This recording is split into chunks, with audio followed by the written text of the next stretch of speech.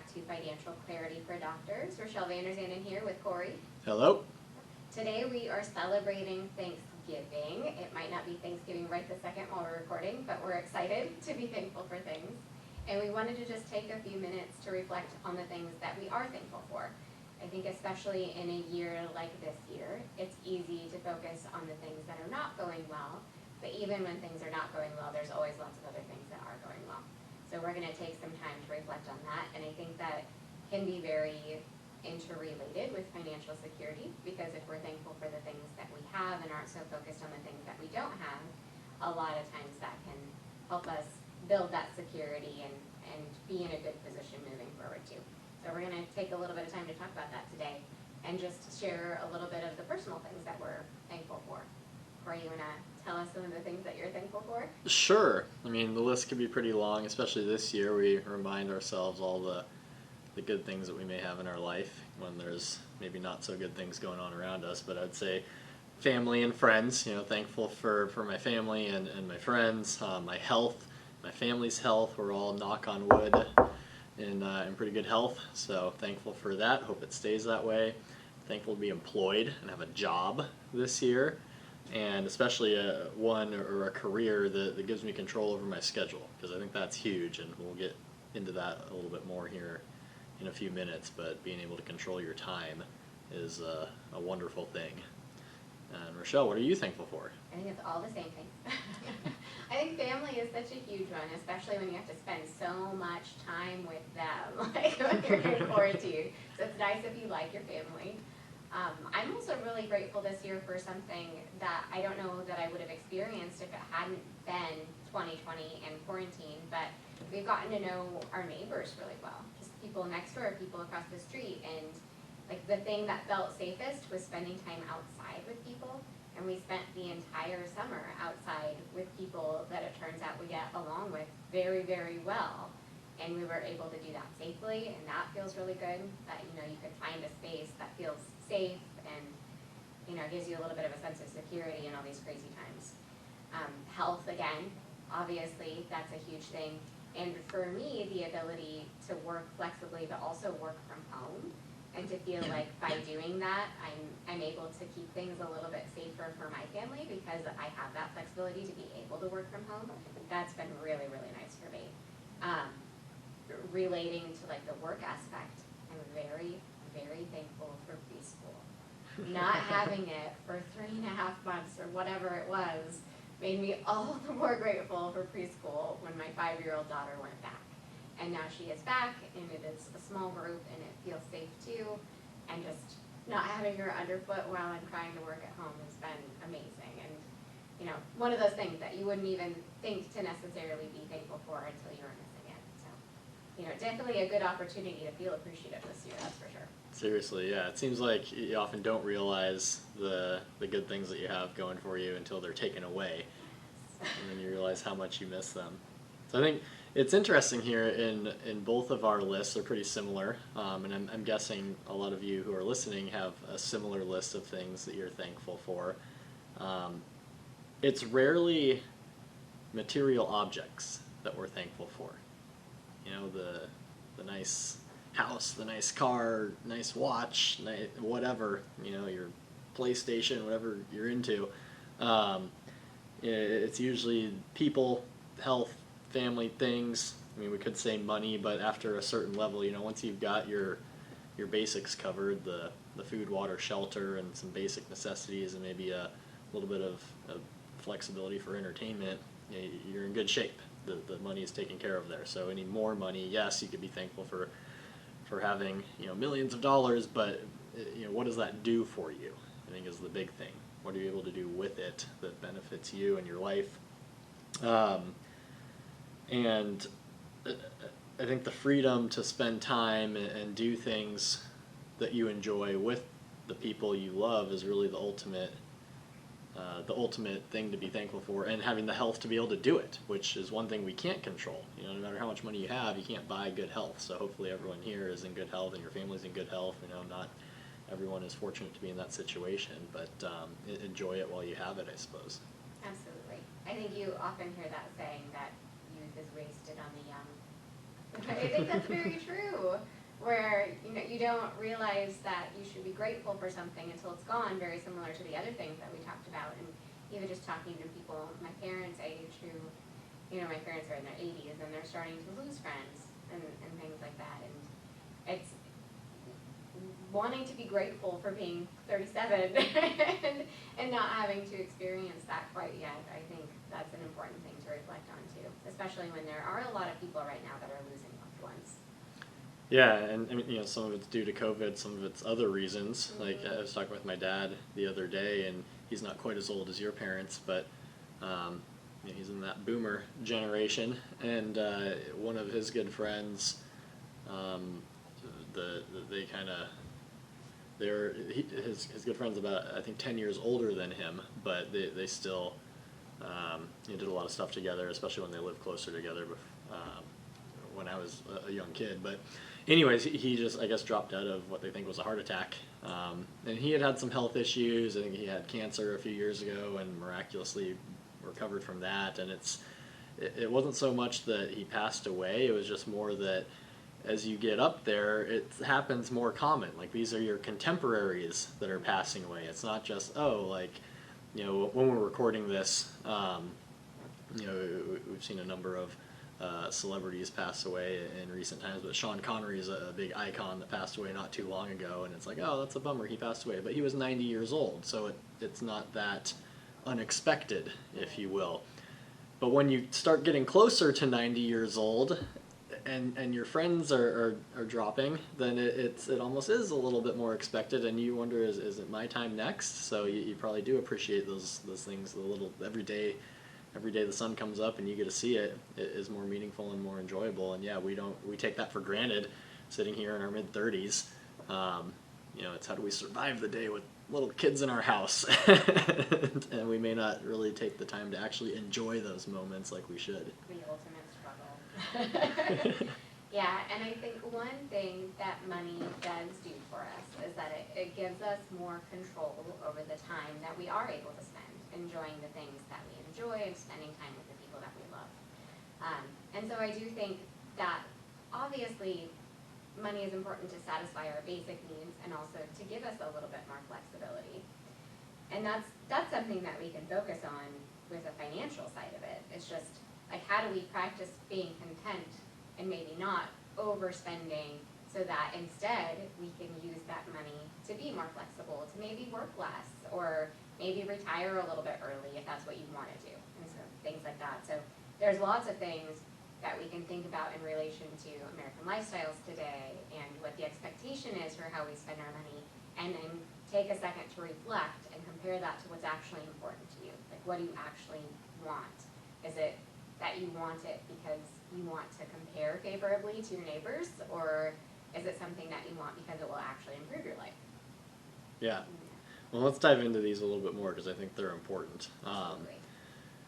There's, I guess, two ways to achieve financial independence, and it's either earn more so you can save more, or spend less so you can make do with what you have and get there faster. Either way works. No right or wrong, and you got to have a surplus of what you spend compared to what you earn. So there's extra left over that you can set aside to support your lifestyle when you're no longer earning that income.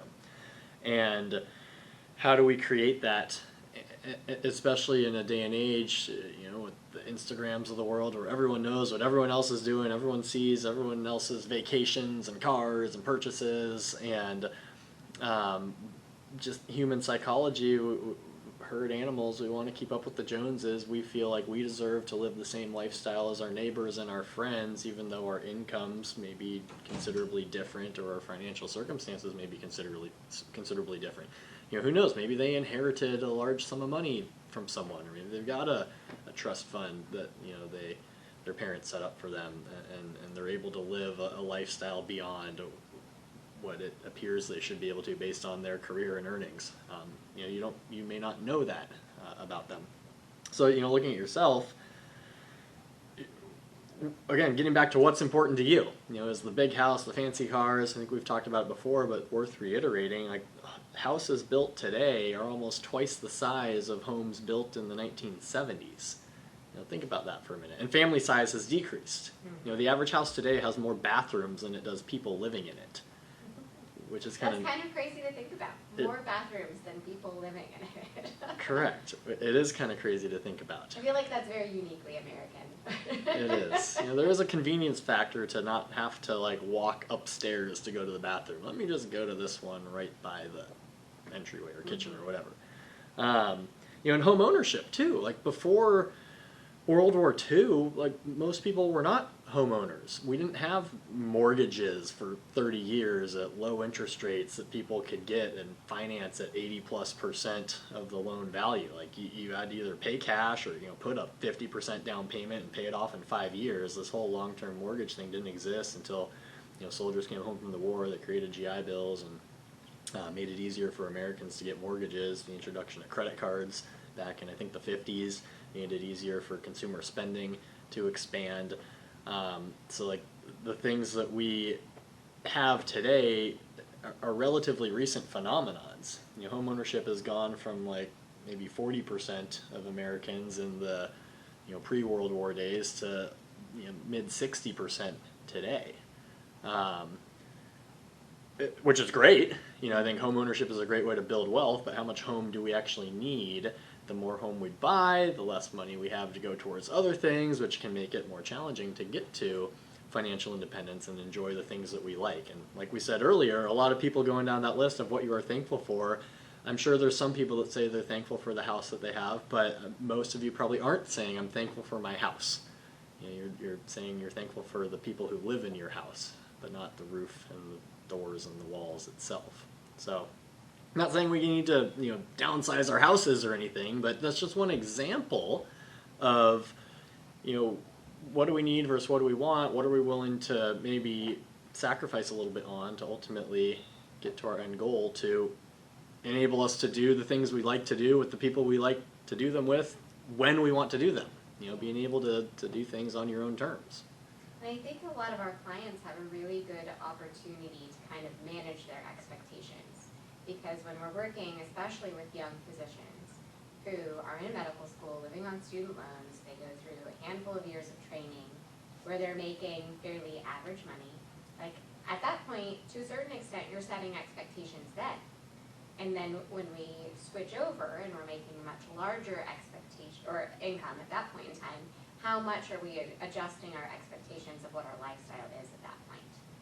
If we can manage to keep our expectations in check with our income and maybe direct more of that money towards savings or other things that are going to make your life enjoyable instead of adjusting your expectations upward very quickly, that can be very helpful. The expectations that we set early on are going to influence what those are later too. It's very, very difficult to run ahead and increase your expectations and then try to dial it back later on. That's not something that we do very well as human beings. Correct. Yeah, so I do think that people have a big opportunity to do that, to look at that increase in income and not let it run away with them, basically. Mm-hmm. Yeah, I think that's huge. Your income is going to most likely rise throughout your career, but with that will come rising expectations of what you can do with that income and what you expect your lifestyle to be like, especially when you're surrounded by other people in a similar peer group and income bracket as you. Depending on your specialty, it could vary, but to your point, Rachelle, when you're in residency, your income is what, 50 to 70,000, depending on what PGY year you are and what where in the country you're located. But let's just say somewhere in that ballpark, and you seem to manage to make ends meet. Mm-hmm. It's not a lavish lifestyle, but you're okay. You're doing just fine. And then income doubles, triples, quadruples, quintuples, or even more overnight, and potentially continues to rise from there. Well, if you were okay on a $60,000 income and now your income is $300,000, that's a big leap. You can definitely afford to increase that lifestyle, but if you keep your standard of living for the most part similar and you take that excess income and do productive things with it, you can ultimately get to that point of financial independence sooner. And again, enjoy the things that you would Yeah. like to do with the people you like to do them with when you like to do them. You know, if you're grinding away on call 4 nights a week and every other weekend and, you know, working 12-hour days and you never get to go outside and do fun things or spend time with your kids or go to sporting events or concerts when those things were allowed. They like will be again someday. someday. It's like, what are we doing, you know? We don't necessarily have to strive for greater income. I think the piece that when we had Jimmy Turner on the podcast earlier this year, and he was talking about physician burnout and how getting rid of his debt and paying it off aggressively really has been a huge benefit to them because it's put him in a position where he doesn't have to work full time anymore. You know, there's those large fixed monthly payments between student loans, car loans, whatever other consumer debts they have are out of the picture. And with that gives you a lot of flexibility. Like if your mortgage is a few $1,000s a month and then just on top of that you have utilities and grocery bills, like you've got a lot of flexibility. You could say, you know what, I'm not going to work that much. I'm only going to work, you know, 80% FTE. I'm not going to take weekend call. You know, give me a pay cut. That's cool, but I'm just not going to do it. And I do like to think of that financial independence separately from retirement. I think a lot of people focus on, you know, if I'm financially independent, that means I can retire whenever I want to retire. And that's true if you get to the point where you can sustain your lifestyle long term. But the other thing that financial independence does is it gives you the flexibility right now, even if you don't want to retire, to work more on your schedule and create that flexibility in your life so you can do more of the things that you love. And I think people do focus on that retirement piece, maybe not too much, but I don't like the idea of focusing on it exclusively and not focusing on the other piece of it, which is more just working on your own terms. Bingo. And I think, like you said, Jimmy Turner, the physician philosopher, if you guys haven't looked him up before, he's amazing, but he has that same thing going on where it's just more of a focus on working the way that he wants to work now instead of just focusing on retirement exclusively. Mm-hmm. Yeah, if you can become financially independent, that doesn't mean you have to quit working. You can just work on your own terms, and which will make work fun. Like most of you, I think, got into medicine because you enjoy medicine. You enjoy interacting with patients, you know, doing procedures, whatever, teaching if you're an academic, like research, whatever you got. What are the reasons you got into medicine for? You can actually get back to really doing it for those things rather than trying to fill out EMRs to maximize your RVUs for the hospital billing system and then, you know, pay all your bills and that's not fun. That's not what you signed up for. It's annoying and miserable. And so if we can get back to taking over control, taking ownership of our finances, which will enable us to have more power and say no to more things, and we can negotiate the terms of our contract because we've got the upper hand. Like they say, no, you need to work this, this, and this. Say, I'm not going to do that. I'm going to go work elsewhere at another employer if you're not going to give me these things that I want. Mm-hmm. And it doesn't have to be higher pay. It just means I want more flexibility, more control of my schedule, more vacation days, less call, you know, whatever. Like I know one doctor who, you know, part of his contract has to take call. He'd literally just pay other doctors to take his call for him because he didn't want to do it. And like he'd pay him $1,000 every shift or day or whatever that they would take call. And you know, these young hungry docs would come in and be eager to do that and make some extra money. And he was like, yep, I can afford it. Like I don't need the money, so I'll just pay these other guys to do the work for me. And it's worth it for me to spend $1,000 to be able to get sleep at night. And that sounds like a win-win. Yeah. Those young doctors are probably very happy for the call shift plus the extra. Oh, exactly. For sure. So definitely some food for thought. You know, how can we structure our life and, you know, structure our financial picture to getting back to that central theme, doing the things we enjoy doing with the people we want to do them with on our own terms. I would love to hear from our listeners about what they are thankful for and what they enjoy. So if anyone wants to just drop us a line, like on social media or like at the podcast at definitygroup.com is our email address. Right, Corey? Yes. Excellent, yeah. Or tag us on social. Send us an email, whatever you want to do. But we'd love to hear like what you guys are grateful for, especially this year. 2020 is thrown some curveballs. It's been really interesting, but I think everyone still probably has some things to be thankful for. I'd be curious to hear what they are. Maybe it's just the same stuff over again. Family, health, events. Yeah. But, Or any other additional thoughts you have. mm-hmm. Yeah, I think if everything goes according to plan, this should release on the Monday of Thanksgiving week. So it'll give people a few days before Thanksgiving, and it'll run for, well, it'll be on the internet forever, but a full 2 weeks before the next episode arrives. So, yeah, enjoy Thanksgiving and the time with your loved ones or whatever you're doing to enjoy yourself, and maybe ask yourself, how can I structure my life to enjoy those things more? And yeah, thank you guys. Thank you for listening and making this podcast so much fun for Rachelle and I. Absolutely. Thank you, everyone. We would love to hear your feedback and suggestions for future topics you'd like us to cover.